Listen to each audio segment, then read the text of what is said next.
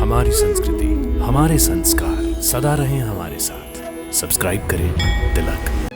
तुमसे बराबरी करने की ईर्ष्या में कर्ण छल से जमदग्नि नंदन परशुराम जी से ब्रह्मास्त्र जैसा महान अस्त्र भी प्राप्त कर लिया था। तुमने मुझसे झूठ कहा था कि तुम ब्राह्मण हो। हे गुरु श्रेष्ठ, आपसे अस्त्र विद्या की शिक्षा ग्रहण करने के लोभ में मैंने झूठ का सहारा लिया था। केशव, अस्त्र शस्त्र विद्या के प्रलोभन में आकर कर्ण को ब्राह्मण कुमार का वेश बदलकर कितना बड़ा झूठ बोलना पड़ा था। नहीं पार्थ, कर्ण ने यह झूठ अस्त्र शस्त्र विद्या के प्रलोभन में आकर नहीं बोला था। तो फिर तुम्हारी दुश्मनी में उसने इस झूठ का सहारा लिया था। वो सदा ही तुम्हें अपना प्रतिद्वंदी समझता था। इसलिए जब तुम द्रोणाचार्य से शिक्षा लेकर अस्त्र शस्त्र में संपन्न हुए तो कर्ण ने तुम्हारा सामना करने की क्षमता प्राप्त करने के लिए भार्गव परशुराम जी से विद्या प्राप्त की। उसने गुरु की इतनी सेवा की कि परशुराम जी ने एक एक करके उसे समस्त दिव्य अस्त्रों की विद्या प्रदान की। इसे ग्रहण करो।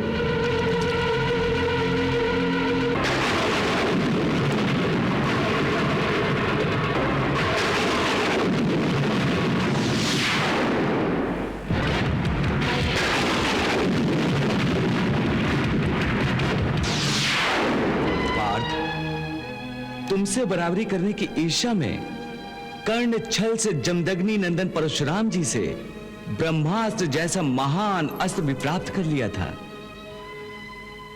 पार्थ, कर्ण की गुरु के प्रति निष्ठा और विद्या ग्रहण करने की लगन को देखकर जमदग्नि नंदन परशुराम जी उससे बहुत प्रसन्न थे। एक दिन परशुराम जी कर्ण की गोद में सिर रखकर सो रहे थे।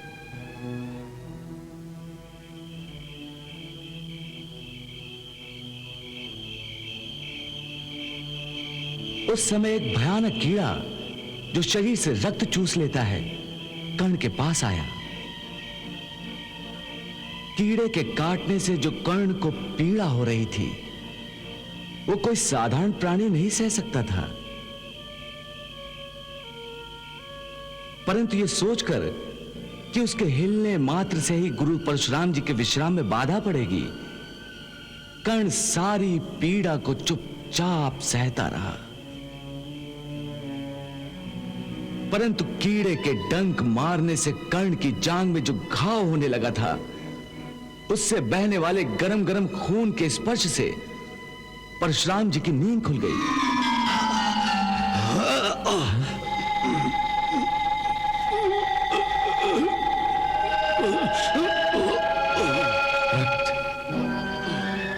ये क्या हुआ तुम्हें? कैसे हुआ?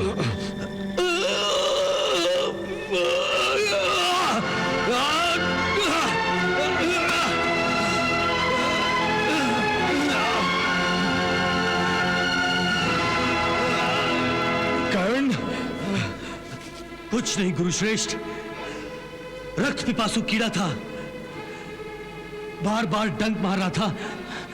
मैंने इसे मार दिया। इसी के कारण आपकी नींद टूट गई। इसका खेद है मुझे। खेद तो मुझे है कि मैंने तुम्हें अपना शिष्य बनाया। ये क्या हुआ गुरुश्रेष्ठ?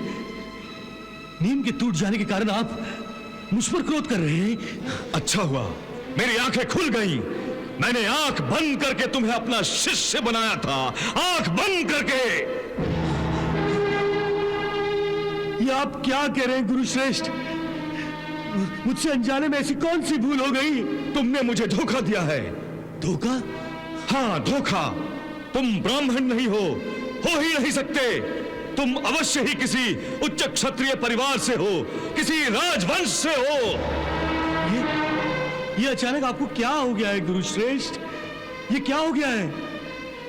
आपने सोते में सपना देखा है। भला मेरा संबंध राजवंश से कैसे हो सकता है? जो मनुष्य एक कीड़े को इतनी निर्दयता से मार सकता है, वो ब्राह्मण कैसे हो सकता है? नहीं, और जो मनुष्य विषैले कीड़े के डंक के प्रभाव से शरीर में लगी अगन को सह सकता है, वो ब्राह्मण नहीं, क्षत्रिय है। बताओ, किस राजवंश ने तुम्हें मेरे पास भेजा है? ये सत्य नहीं है गुरुश्रेष्ठ, ये सत्य नहीं है। तुम मुझे झूठ कह रहे हो। ये झूठ नहीं है गुरुश्रेष्ठ, ये झूठ नहीं है। अभी बताता हूं सत्य क्या है। हाँ, अब भी सत्य नहीं बताओगे? मुझे क्षमा कीजिए गुरुश्रेष्ठ, मुझे क्षमा कीजिए। मैं एक सूत पुत्र हूं। मेरी माता का नाम राधा है, इसलिए लोग मुझे राधा पुत्र कर्ण कहते हैं। तुमने मुझसे झूठ कहा था कि तुम ब्राह्मण हो।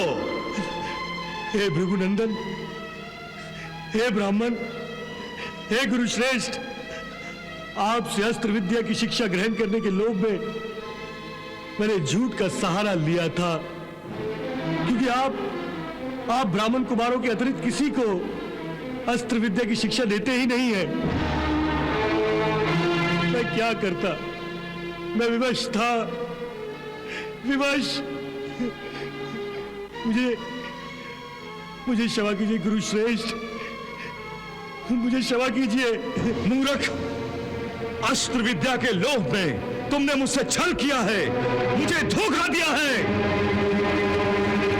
मैं तुम्हें श्राप देता हूं कि जिस तरह तुमने ये विद्या धोखे से ग्रहण की है, उसी तरह ऐन वक्त पर यह विद्या तुम्हें धोखा दे जाएगी, तुम्हें कोई काम नहीं आएगी।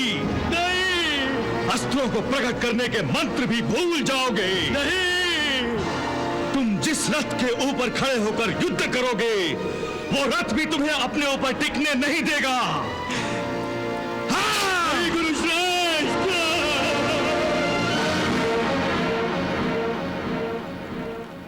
पार्थ, इसीलिए मैं कहता हूं कि कर्ण का वध तुमने नहीं किया, कर्ण को उसके गुरु के श्राप ने मारा है। पार्थ, इसी श्राप के कारण कर्ण की मृत्यु हुई है। सूर्य देवता के प्रदान किए हुए कवच कुंडलों की भांति ये दो श्राप कर्ण के जीवन का अटूट हिस्सा बन चुके थे। और इससे भी बड़ा सत्य यह है कि यह युद्ध कर्ण ने जानबूझकर हारा है। ये क्या कह रहे हो केशव? हां पार्थ, तुम नहीं जानते, कर्ण के सेनापति बनते ही मैं उसके शिविर में गया था। कर्ण के शिविर में? परंतु क्यों? उसे धर्म के मार्ग पर आने का निमंत्रण देने। मैंने उसे अधर्म का साथ छोड़कर पांडवों की ओर से लड़ने के लिए कहा था, परंतु उसने कहा कि भले ही दुर्योधन अधर्म के पथ पर हो, फिर भी दुर्योधन से मित्रता निभाना उसका प्रथम धर्म है। इसलिए वो प्राण त्याग देगा, परंतु अपने मित्र को धोखा नहीं देगा। और वही उसने किया। अधर्मी से मित्रता भी निभाई और अपने प्राण देकर धर्म की विजय का पथ भी प्रशस्त कर दिया। हाँ पार्थ, तुमने कर्ण के अंतर में झांक कर नहीं देखा। कर्ण की आत्मा एक महान आत्मा थी। पार्थ, ऐसे लोग युगों युगों में कभी कभार ही पैदा होते हैं। लोग कर्ण को दानवीर यूं ही नहीं कहते। जाते जाते भी उसने अपना दान धर्म निभाया। पांडवों अर्थात धर्म के हित में उसने अपने प्राण दान कर दिए। पार्थ, यदि कभी तुम्हें कर्ण के जीवन के पूर्ण सत्य का पता चलेगा तो तुम स्वयं धरती पर सिर रखकर उसे प्रणाम करोगे।